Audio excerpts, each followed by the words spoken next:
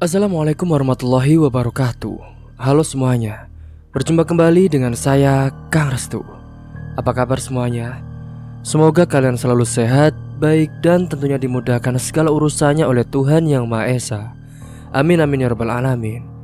Seperti biasa, kali ini Kang Restu akan menceritakan sebuah kisah horor misteri. Dan sebelum masuk ke ceritanya, tentunya bagi kalian yang belum subscribe, jangan lupa klik tombol subscribe-nya. Klik lonceng notifikasinya serta like video ini agar kalian tidak ketinggalan cerita-cerita menarik dari channel ini. Kang Restu juga mengucapkan banyak terima kasih kepada kalian yang telah mendukung dan juga mensupport channel ini. Oke, terima kasih. Dan langsung saja tanpa berlama-lama lagi, bagaimana kisahnya? Ini dia ceritanya. Di meja makan, Bu Dewi adalah seorang guru TK yang dikenal karena kelembutannya. Saat itu dia sedang menyiapkan sarapan untuk keluarganya. Sambil menyeduh teh hangat, senyumnya pun tidak pernah lepas dari wajahnya. Hasna, putri semata wayangnya yang masih duduk di bangku SD, berlari kecil ke arah meja makan. "Ibu, aku lapar. Aku mau roti selai kesukaanku, Bu," serunya riang, wajahnya ceria seperti biasanya. Bu Dewi tersenyum sambil meletakkan piring di depan Hasna. "Ini roti selaimu. Jangan lupa berdoa dulu sebelum makan ya, Nak." Hasna pun mengangguk cepat dan menangkupkan kedua tangannya. Dia memejamkan mata sebentar sebelum membuka roti itu dengan antusias. "Terima kasih ya, Bu," katanya dengan mulut penuh roti itu. Tak lama suara langkah berat pun terdengar mendekat. Dia adalah Pak Ozan, suami dari Bu Dewi yang bekerja sebagai satpam di sebuah perusahaan besar. Dia muncul dari kamar dengan seragam kerjanya. Wajahnya terlihat lelah, tetapi ada cahaya kebahagiaan yang terpancar saat melihat istri dan anaknya berkumpul di meja makan. "Selamat pagi semuanya," sapanya dengan suara berat tapi hangat. "Selamat pagi, Pak." Hasna pun berseru sambil melambaikan tangannya. Sepotong roti masih di tangannya yang lain.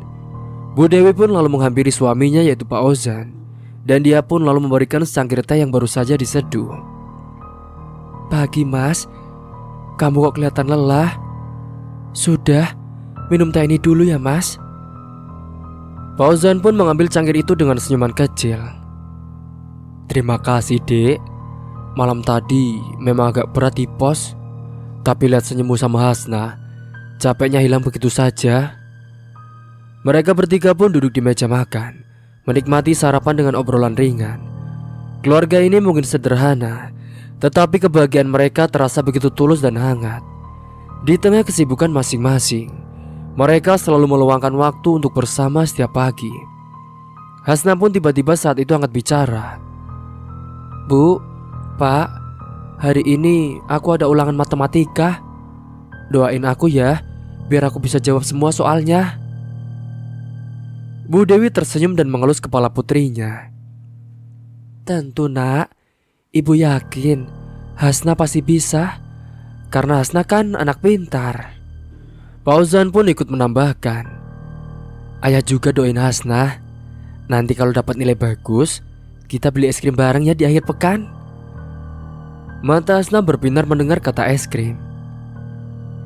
"Oke, kalau gitu aku pasti dapat nilai bagus, Pak." Obrolan mereka pun terus berlanjut dengan tawa dan canda yang membuat suasana pagi itu terasa sempurna.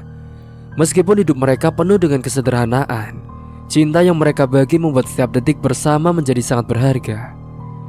Setelah sarapan selesai, Bu Dewi pun menyiapkan bekal untuk Hasna. "Ini, Nak, bekal nasi goreng kesukaanmu. Jangan lupa dimakan di sekolah ya," katanya sambil menyelipkan kotak bekal ke dalam tas sekolah Hasna. Hasna pun mengangguk dengan semangat. "Makasih ya, Bu. Pasti ini enak." Pak Ozan saat itu yang sudah siap berangkat bekerja.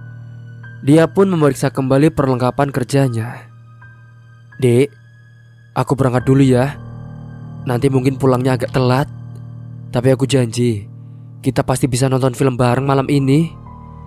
Bu Dewi pun mengangguk dengan mengerti. "Iya, Mas. Hati-hati di jalan ya. Kami tunggu di rumah." Pak Ozan pun menunduk dan mengecup kening Bu Dewi. lalu mengacak-acak rambut Hasna dengan lembut. "Hati-hati juga di sekolah ya kamu, Nak. Sekolah yang pinter." "Iya Pak, pasti." Hasna pun memberi hormat layaknya seorang tentara, membuat kedua orang tuanya pun tertawa. Tak lama kemudian, Pak Ozan pun berangkat menuju ke pekerjaannya. Bu Dewi juga bersiap-siap untuk mengajar di TK. Sementara itu Hasna mengambil tasnya dan bersiap menuju sekolah bersama ibunya. Saat di perjalanan, Hasna bertanya kepada ibunya, "Bu, kenapa ayah selalu kerja keras ya? Ayah kok gak pernah kelihatan capek kalau di rumah?" Bu Dewi tersenyum mendengar pertanyaan putrinya. "Karena ayah sayang sama kita, Hasna. Ayah selalu ingin memberikan yang terbaik untuk kita. Meskipun lelah, ayah selalu berusaha supaya kita tetap bahagia." Hasna pun merenung sejenak, dia pun lalu tersenyum. "Aku juga mau jadi orang yang kuat seperti ayah ya, Bu." Bu Dewi pun menepuk bahu putrinya dengan lembut. "Kamu pasti bisa, Nak. Yang penting selalu berusaha dan berdoa ya." Singkat cerita, mereka pun tiba di sekolah Hasna, dan Bu Dewi pun menuntun putrinya hingga ke pintu gerbang. Sebelum berpisah, Hasna memeluk ibunya erat-erat. "Ibu juga kuat kan?" "Iya, ibu akan selalu kuat untuk kamu, Nak," jawab Bu Dewi dengan senyum yang lembut. Setelah mengantarkan Hasna, Bu Dewi pun menuju ke TK tempat ia mengajar. Di sana ia disambut dengan senyum ceria dari anak-anak didiknya yang sudah menunggu. Meskipun hari-hari terasa melelahkan dengan berbagai aktivitas, Bu Dewi selalu menemukan kebahagiaan dalam pekerjaannya, terutama ketika melihat senyum bahagia anak-anak di kelasnya. Di sisi lain, Pak Ozan menjalani hari-harinya sebagai satpam dengan penuh tanggung jawab. Meski tugasnya kadang terasa berat, ia selalu teringat pada keluarganya di rumah yang memberinya kekuatan untuk terus berjuang. Singkat cerita, di malam hari, ketika semua sudah kembali ke rumah, kehangatan keluarga kecil itu kembali terasa. Mereka berkumpul di ruang tamu menonton film bersama sambil menikmati camilan sederhana. Tawa dan canda kembali mengisi ruangan itu, mengusir segala kelelahan dan kekhawatiran yang mungkin menggelayuti pikiran mereka sepanjang hari. Saat film telah berakhir, Hasna pun sudah tertidur di pangkuan Bu Dewi. Pak Ozan lalu tersenyum melihat pemandangan itu lalu berbisik, "Terima kasih ya, Dek. Sudah jadi istri dan ibu yang luar biasa." Bu Dewi pun membalas senyum itu dengan rasa syukur yang mendalam. "Aku juga terima kasih, Mas. Kamu sudah jadi suami dan ayah yang sangat hebat." Singkat cerita, malam itu di bawah langit yang dipenuhi bintang-bintang, keluarga kecil ini pun kembali merasakan bahwa kebahagiaan bukanlah tentang seberapa banyak yang mereka miliki, melainkan tentang bagaimana mereka saling mencintai dan menghargai setiap momen bersama. Singkat cerita, beberapa hari keesokan harinya, kehidupan tampak berjalan seperti biasa di rumah kecil Bu Dewi. Matahari pagi kembali mengintip dari balik jendela, membawa kehangatan baru bagi keluarga sederhana itu.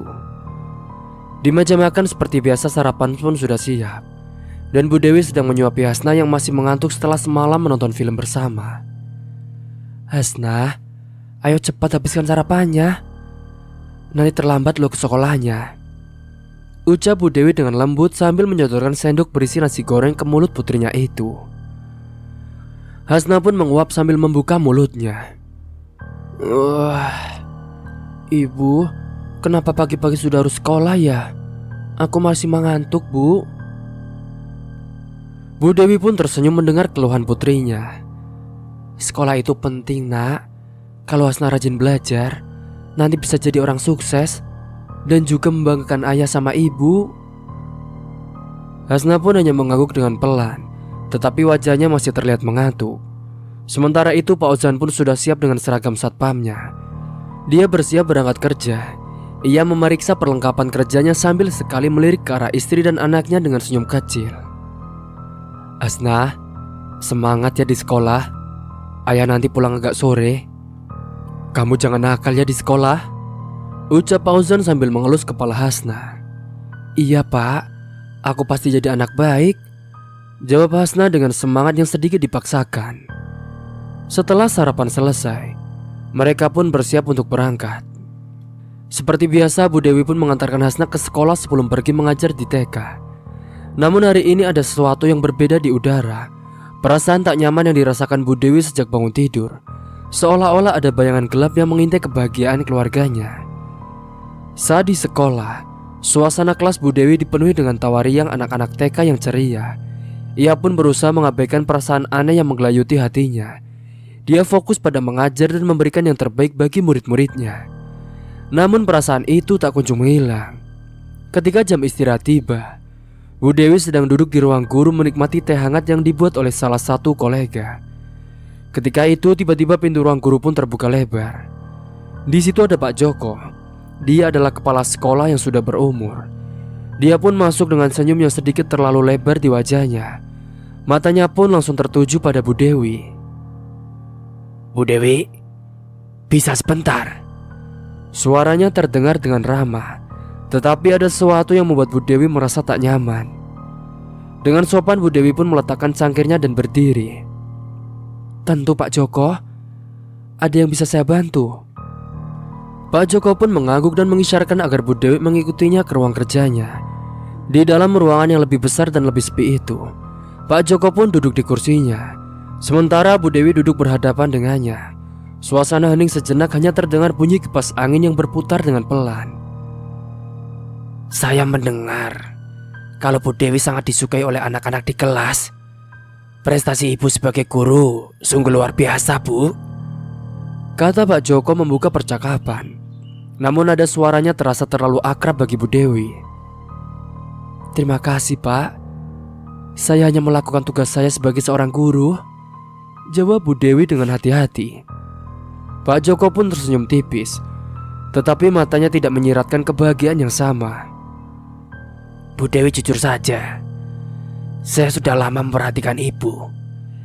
Saya kagum dengan dedikasi ibu, bukan hanya sebagai guru, tetapi juga sebagai wanita." Perkataan itu membuat Bu Dewi merasa tidak nyaman. Ia pun mencoba tetap tenang dan tersenyum sopan.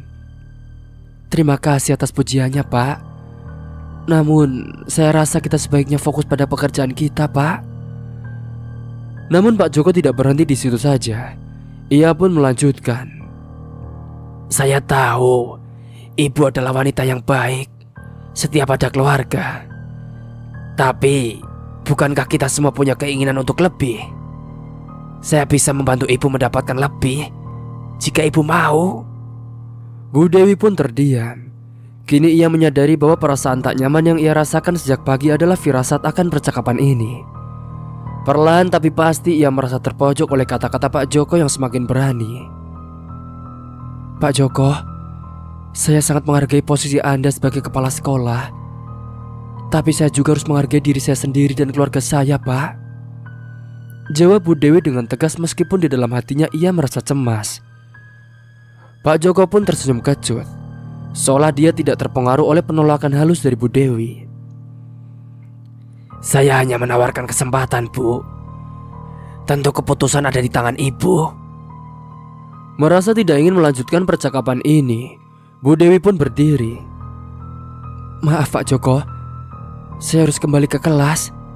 Terima kasih atas waktunya." Sebelum Pak Joko bisa berkata lebih jauh, Bu Dewi pun segera keluar dari ruangan itu.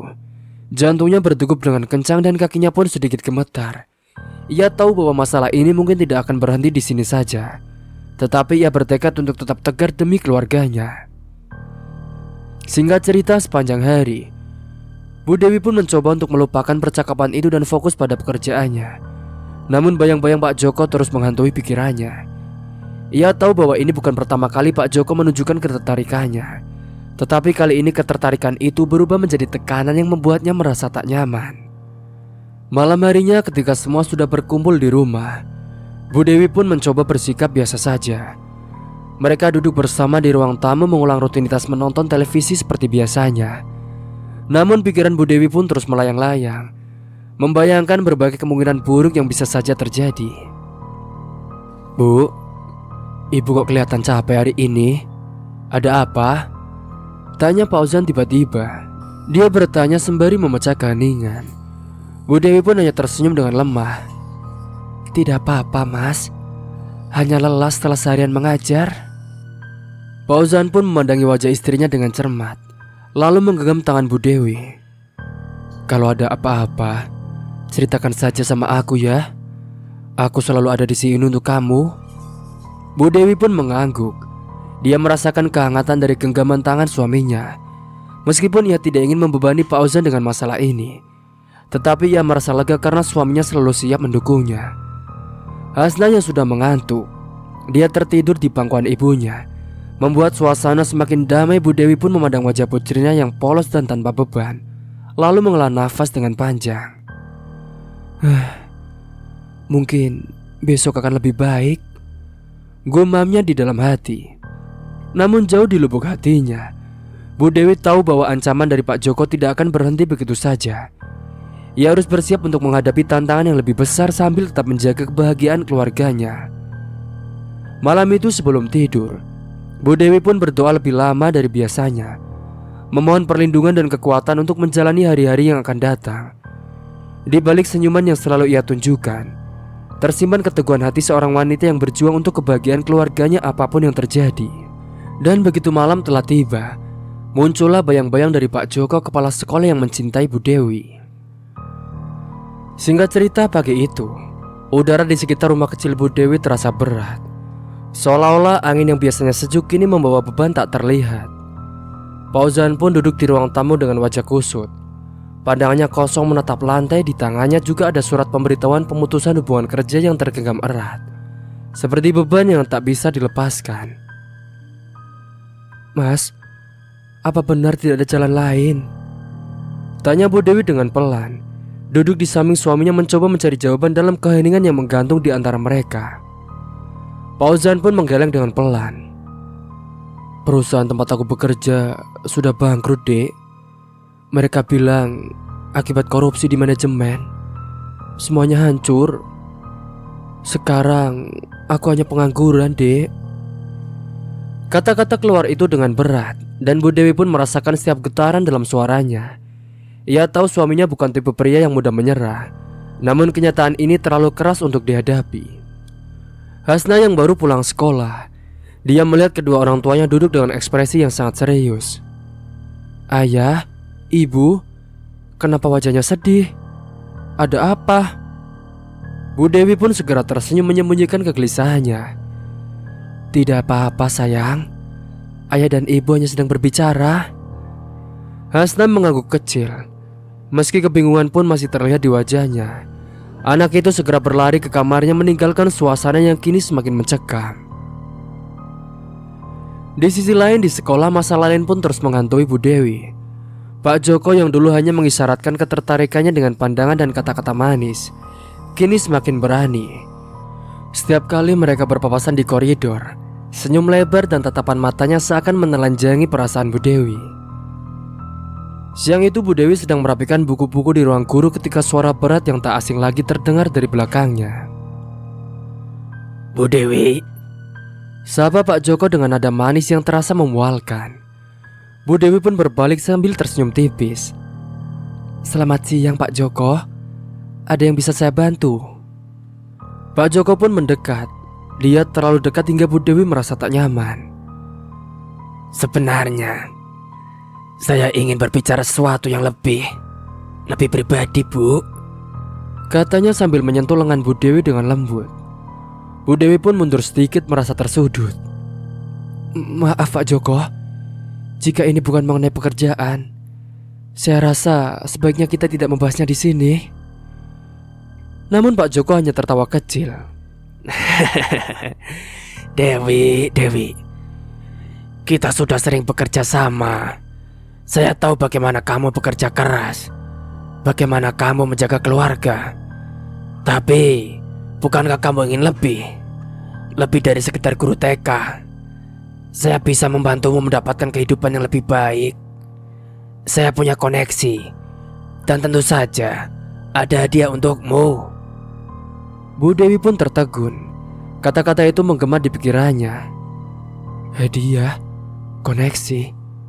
Apa maksudnya? Dengan hati-hati ia pun mencoba mencari tahu lebih lanjut. Apa yang Anda maksud, Pak? Pak Joko pun tersenyum licik dan dari saku jasnya ia mengeluarkan sebuah kotak kecil berisi perhiasan berkilauan. Kalau kamu setuju untuk bertemu dengan saya, mungkin di luar sekolah, saya bisa memberikan ini. Dan tentunya lebih banyak lagi jika kita semakin dekat, Dewi. Bu Dewi merasa perutnya bergejolak. Perhiasan itu tampak mahal berkilau dalam cahaya. Namun di balik kilaunya ia melihat tawaran yang tidak bisa diterima oleh harga dirinya. Tapi saya tidak bisa, Pak Joko. Saya mencintai suami saya dan juga keluarga saya. Uang atau hadiah tidak bisa menggantikan kebahagiaan mereka. Namun Pak Joko pun hanya tertawa kecil. Dewi, kamu berpikir terlalu sempit. Lihat keadaan sekarang. Bukankah suamimu sudah kehilangan pekerjaan dan gaji guru TK tidak akan cukup untuk memenuhi kebutuhan keluargamu? Pertimbangkanlah ini sebagai bantuan, Dewi, bukan suap. Ini sebuah kesempatan untuk mengubah nasib. Kata-kata Pak Joko terus bergaung di kepala Bu Dewi itu. Bahkan setelah ia berhasil menolak dan meninggalkan ruang guru dengan langkah tergesa, sepanjang perjalanan pulang, pikirannya pun penuh dengan dilema. Di satu sisi ia tahu bahwa menerima tawaran itu berarti mengkhianati suaminya dan prinsip hidupnya. Namun di sisi lain bayangan masa depan yang suram tanpa penghasilan cukup mulai membuatnya goyah.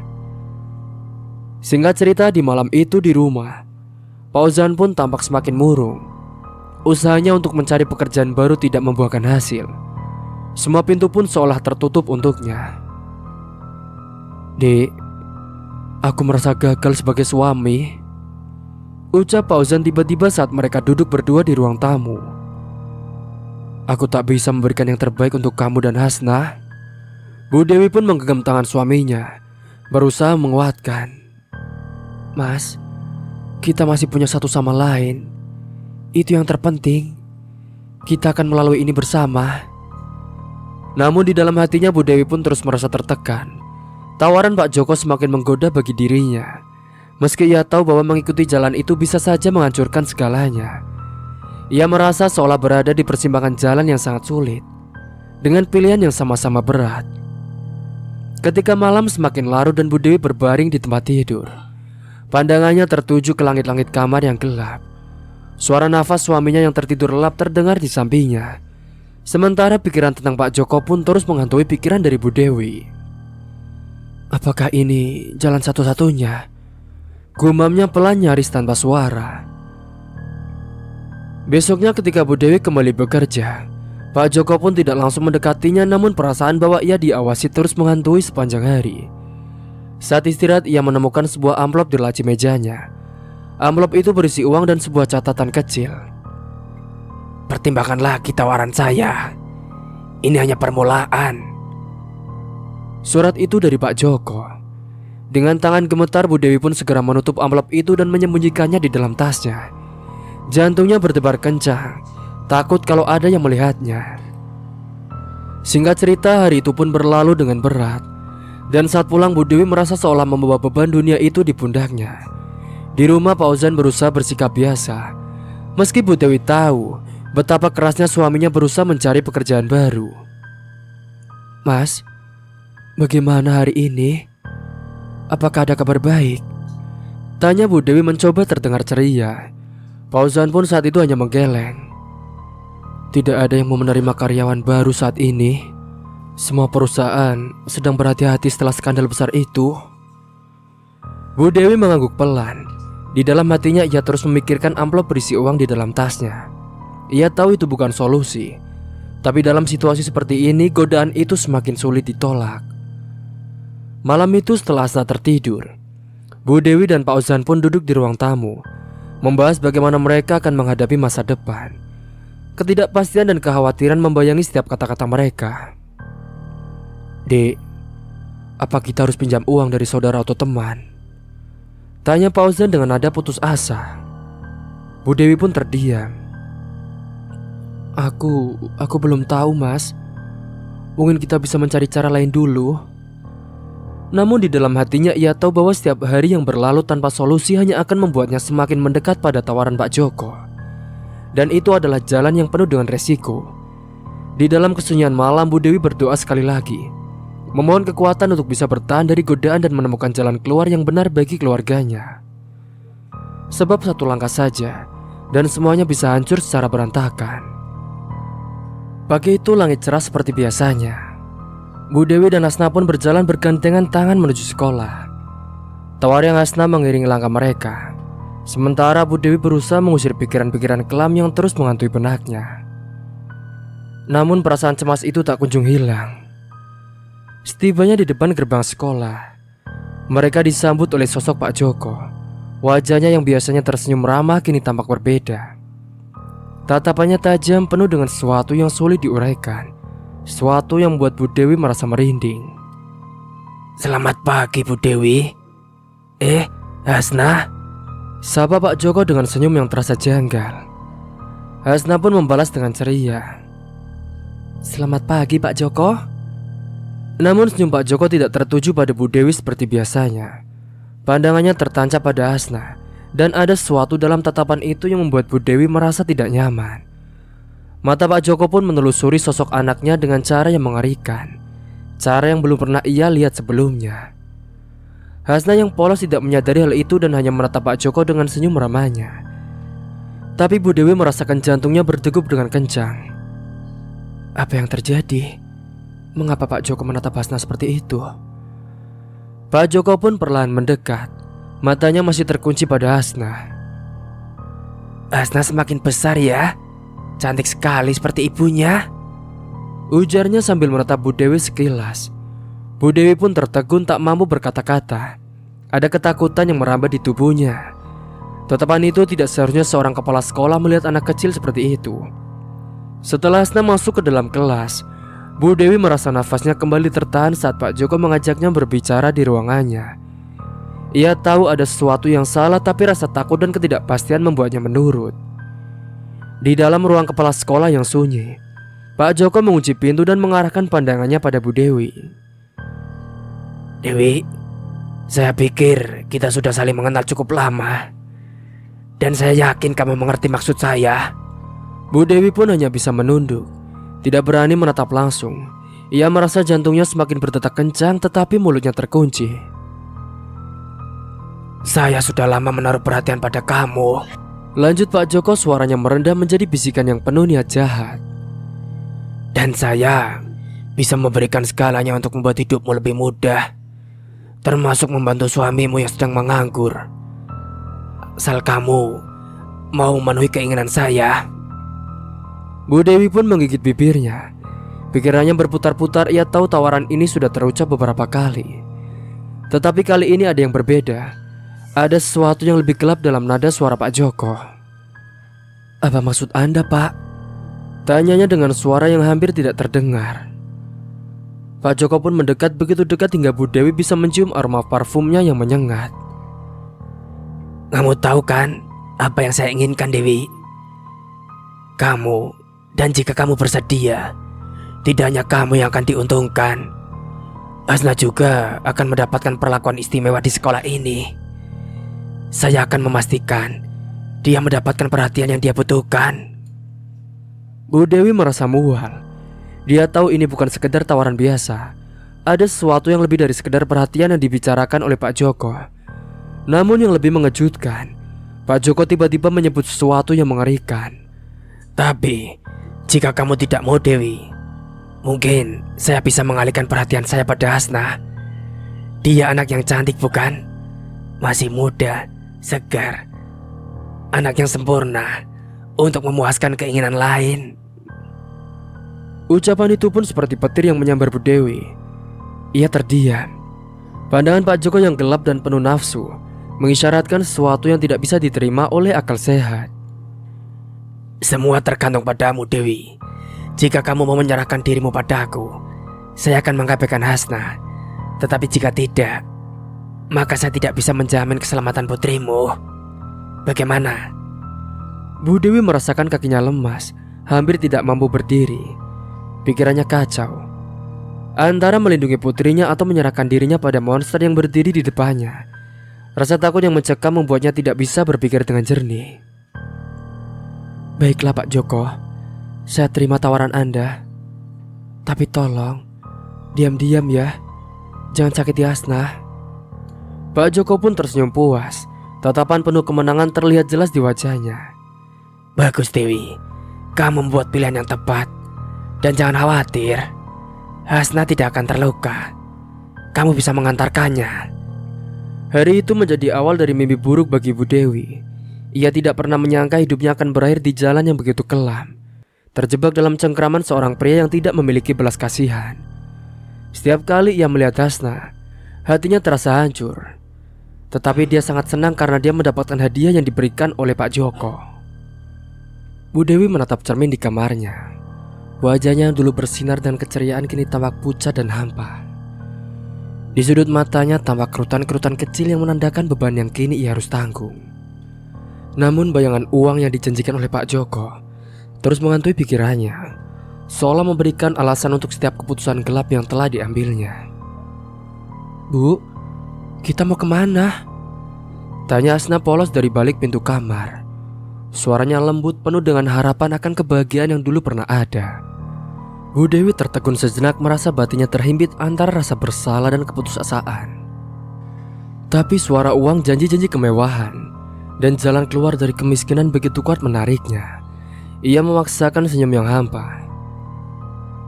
Kita mau ke rumah Pak Joko. Dia bilang ada hadiah untukmu sayang. Hasna tampak bingung, namun dia pun tetap bersemangat. Hadiah? Untukku?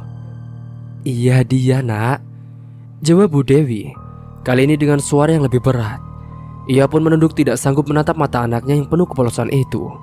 Setiap kata yang keluar dari mulutnya terasa seperti pisau yang menusuk hatinya sendiri. Tetapi ia sudah terlalu jauh untuk mundur. Saat mereka tiba di rumah Pak Joko, Hasna masih memegang tangan ibunya erat-erat seperti biasanya. Tetapi kali ini Bu Dewi merasakan perbedaan yang sangat mencolok. Tangan kecil itu kini terasa begitu ringan, seakan-akan beban moral yang tak terhingga sedang menumpuk di bahunya. Pak Joko pun menyambut mereka dengan senyuman lebar, senyum yang dipenuhi dengan kepuasan jahat. Bu Dewi, Hasna, silakan masuk, silakan masuk. Saya sudah menyiapkan segala sesuatunya. Bu Dewi pun hanya bisa mengangguk dengan pelan. Ia melangkah masuk menarik Hasna bersamanya. Rumah Pak Joko yang besar dan mewah terasa seperti penjara bagi Bu Dewi, penuh dengan bayangan gelap yang mengejar setiap langkahnya. Di ruang tamu, Pak Joko pun duduk dengan santai di atas sofa. Matanya tak pernah lepas dari Hasna yang masih berdiri di samping ibunya. Hasna, kamu suka mainan kan? Tanyanya dengan suara yang terlalu manis untuk menjadi tulus. Hasna pun mengangguk dengan senyuman yang polos. Iya pak, bapak punya mainan. Pak Joko pun tertawa kecil, lalu melirik Bu Dewi dengan tatapan penuh arti. Tentu saja. Tapi sebelum itu, mungkin ibumu ingin berbicara sebentar dengan saya, Hasna. Kamu bisa bermain dulu sana ya. Ia pun menuju ke arah sudut ruangan di mana ada beberapa mainan tergeletak.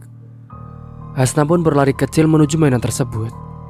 Sementara Bu Dewi tetap berdiri kaku di tempatnya. Ia tahu apa yang akan terjadi, dan itu membuat perutnya terasa mual. Namun ia pun tetap membiarkan semuanya berjalan sesuai rencana. Pak Joko pun menepuk kursi di sampingnya. Dewi, duduklah di sini. Kita perlu bicara sebentar. Dengan enggan Bu Dewi pun duduk, tubuhnya terasa berat seolah-olah ada beban tak terlihat yang menekan setiap langkahnya. Apalagi yang Anda inginkan Pak Joko? Tanyanya dengan suara hampir berbisik. Pak Joko pun menatapnya dalam-dalam. Senyum liciknya kembali muncul. Saya sudah memberikan uang yang kamu butuhkan kan? Dan sebagai gantinya, kamu harus memenuhi janji kamu. Tidak ada ruang untuk keraguan sekarang. Bu Dewi pun menelan ludah. Ia tahu ini akan terjadi, tetapi mendengarnya langsung dari mulut Pak Joko membuat semua ini terasa jauh lebih nyata dan juga mengerikan. Tapi Pak, dia masih anak-anak Pak. Pak Joko pun memotongnya dengan suara yang dingin. Tidak ada tempat untuk emosi di sini, Dewi. Kamu sudah memilih jalan ini. Uang yang saya berikan bukan untuk kasihan. Ini adalah harga dari kesepakatan kita. Bu Dewi pun diam. Dia merasakan air mata mulai menggenang di matanya. Namun ia menahannya dengan sekuat tenaga. Di dalam hatinya ia berjuang untuk melawan godaan yang telah menjeratnya begitu dalam. Tapi suara-suara di kepalanya, bisikan setan yang mengiming-iming kehidupan yang lebih baik, terus memakik tanpa henti. "Baiklah Pak Joko," ucapnya akhirnya hampir tanpa suara. Ia tidak berani menatap Pak Joko saat mengatakan itu. Pak Joko pun tersenyum lebar, penuh kemenangan. Bagus Dewi, kamu membuat keputusan yang tepat. Lalu ia pun beranjak dari kursinya dan berjalan menuju Hasna yang masih bermain tanpa mengetahui apapun. Hasna, mau main game baru dengan Bapak? Hasna pun menoleh dengan mata berbinar. "Game baru? Boleh Pak?" Bu Dewi merasakan hatinya hancur berkeping-keping saat melihat anaknya tersenyum. Namun ia hanya bisa menunduk, membiarkan semuanya terjadi. Pak Joko pun membawa Hasna ke sebuah ruangan yang tertutup rapat, meninggalkan Bu Dewi di ruang tamu yang hening, sunyi yang terasa begitu mencekam, seolah-olah menelan semua harapan yang pernah ada dalam hidupnya. Saat pintu tertutup di belakang mereka, Bu Dewi menatap kosong ke depan.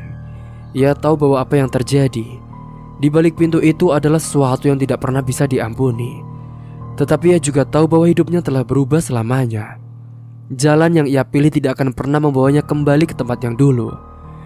Di dalam ruangan itu, suara tawa kecil Hasna terdengar samar, semakin meredup seiring berjalannya waktu. Bu Dewi pun terdiam. Dia menangis dalam hati. Dalam keheningan itu ia menyadari bahwa dirinya telah jatuh ke dalam jurang begitu dalam, di mana di situ tidak ada jalan kembali. Bu Dewi tahu apa yang terjadi pada dirinya adalah sesuatu yang tidak bisa diubah kembali. Dan dalam keputusan itu, ia hanya bisa berharap bahwa suatu hari ia bisa menemukan jalan untuk menebus dosanya. Tapi untuk saat ini, ia hanya terjebak dalam lingkaran setan yang tak berujung. Singkat cerita, Hasna pun berjalan tertati-tati sepanjang koridor sekolah. Langkahnya lambat dan berat, seolah-olah setiap sentuhan tanah di bawah sepatunya adalah beban yang tak tertahankan. Setiap gerakan terasa menyakitkan, bukan hanya di tubuhnya, tetapi juga di hatinya yang masih polos. Ia menahan air mata yang ingin mengalir dengan deras, mencoba tetap kuat meski rasa sakit terus mendera. Di rumah, Bu Dewi pun memperhatikan Hasna dari balik jendela. Hatinya terasa hancur melihat anaknya pulang dengan wajah yang kusut dan langkah yang terseok-seok. Rasa bersalah yang tak tertahankan kembali menghantam dirinya. Tetapi ia merasa sudah terlalu dalam terjerumus dalam kubangan dosa ini. Setiap kali Hasna mengadu kesakitan, Bu Dewi harus berpura-pura tidak mendengar, meskipun hatinya berteriak-teriak untuk menghentikan semua ini. Hasna pun akhirnya tiba di pintu rumah. Nafasnya tersengal-sengal, ia mengangkat wajahnya dan melihat ibunya berdiri di sana, menatapnya dengan tatapan yang kosong. "Bu, aku sakit Bu, sakit," bisiknya dengan suara kecil penuh kepasrahan. Bu Dewi pun menarik nafas dalam-dalam, mencoba menenangkan hatinya yang bergejolak. "Masuklah sayang, ibu akan siapkan air hangat untukmu." Hasna pun menurut tanpa banyak bicara. Setiap langkah yang diambilnya seolah menambah beban di pundak Bu Dewi. Setelah Hasna masuk ke dalam kamar mandi, Bu Dewi pun terduduk lemas di kursi ruang tamu. Pikirannya melayang berusaha memahami apa yang telah ia lakukan. Setiap kali ia ingat akan tawa Pak Joko yang penuh kemenangan, rasa jijik dan marah menghampiri dirinya. Namun ia merasa tak punya kekuatan untuk melawan. Singkat cerita, tak lama kemudian terdengar suara tangisan Hasna dari dalam kamar mandi. Bu Dewi pun tersentak, hatinya kembali diliputi rasa bersalah yang mendalam. Ia pun bergegas mendekati pintu kamar mandi dan mengetuknya dengan lembut. "Hasna, kamu baik-baik saja?" tanyanya dengan suara gemetar. "Aku sakit Bu, di sini sakit sekali Bu," jawab Hasna sambil menuju ke bagian bawah perutnya, meski ibunya itu tidak bisa melihatnya. Bu Dewi pun menelan ludah. Dia mencoba menahan air mata yang hampir tumpah. "Ibu akan membawamu ke dokter besok ya sayang. Sekarang coba istirahat saja dulu."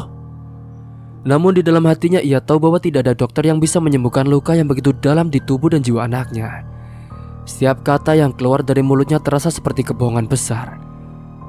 Sebuah pelarian dari kenyataan yang terlalu pahit untuk diterima. Malam itu pun Bu Dewi tidak bisa tidur. Pikiran-pikirannya terus berputar, dipenuhi oleh gambaran-gambaran mengerikan tentang apa yang terjadi pada Hasna. Ketika ia menutup mata, ia bisa mendengar suara tawa Pak Joko merayakan kehancuran yang telah ia ciptakan. Singkat cerita, pada keesokan paginya, Hasna bangun dengan wajah pucat dan lelah. Matanya pengap karena tangisannya tidak henti-hentinya sepanjang malam. Ia menatap ibunya dengan tatapan penuh pertanyaan, seolah mencari jawaban atas rasa sakit yang dialaminya. "Bu, kenapa Pak Joko begitu jahat?" tanya Hasna dengan suara lirih. Kata-kata itu menghantam Bu Dewi seperti palu, membuat dadanya terasa sesak. Bu Dewi pun terdiam sejenak, berusaha mencari kata-kata yang tepat, namun tidak ada jawaban yang bisa menghapus luka di hati Hasna. "Maafkan ibu sayang. Ibu tidak bisa melindungimu seperti yang seharusnya," ucapnya. Akhirnya suaranya dipenuhi oleh penyesalan yang mendalam. Hasna pun hanya menatap ibunya, mencoba memahami kata-kata itu. Tetapi rasa sakit yang ia rasakan terlalu dalam untuk bisa dihibur oleh kata-kata. Ia hanya bisa mengangguk pelan, meskipun dalam hatinya ia berharap semuanya bisa berubah. Hari-hari berikutnya semakin terpuruk dalam rasa bersalah yang tak tertahankan. Ia tahu bahwa tidak ada jumlah uang yang bisa menebus dosa yang telah ia lakukan. Namun ia merasa terjebak, tidak tahu bagaimana cara keluar dari lingkaran setan ini. Setiap malam ia hanya bisa berdoa agar ada keajaiban yang bisa menyelamatkan dirinya dan Hasna. Singkat cerita, Pak Ozan pun duduk termenung di ruang tamu. Dia saat itu melihat Hasna yang tertidur dengan wajah pucat di sofa. Ia baru saja pulang dari mencari pekerjaan, tetapi yang ia temukan di rumah jauh lebih buruk dari kabar yang ia dapatkan sepanjang hari. Pikirannya dipenuhi kecemasan, terutama setelah melihat Hasna yang tampak semakin lemah dan sering meringis kesakitan. Hasna biasanya ceria dan aktif, namun belakangan ini ia selalu terlihat murung dan juga menghindar. Dia tidak tahan lagi dengan ketidakpastian. Pak Ozan pun memutuskan untuk bertanya langsung kepada Dewi. Ia menatap istrinya yang duduk di sudut ruangan dengan wajah penuh kecemasan. "Dewi, apa yang terjadi dengan Hasna? Kenapa dia selalu terlihat sakit akhir-akhir ini?" tanyanya dengan suara tenang, namun ada nada kekhawatiran yang jelas. Bu Dewi pun menggigit bibirnya. Jantungnya berdetak dengan kencang. Ia tahu bahwa hari ini akan tiba, hari ketika semuanya terungkap. Namun ia belum siap untuk menghadapinya. "Dia mungkin kelelahan, Mas. Mungkin butuh istirahat lebih," jawabnya pelan menghindari tatapan suaminya. Pak Ozan pun menggelengkan kepala. Tidak mungkin hanya kelelahan. Hasna tidak lagi menjadi anak yang ceria seperti dulu, Dewi. Ada sesuatu yang kau sembunyikan dariku, kan? Dan aku ingin tahu apa itu sekarang. Bu Dewi pun terdiam. Dia merasakan tekanan yang semakin berat.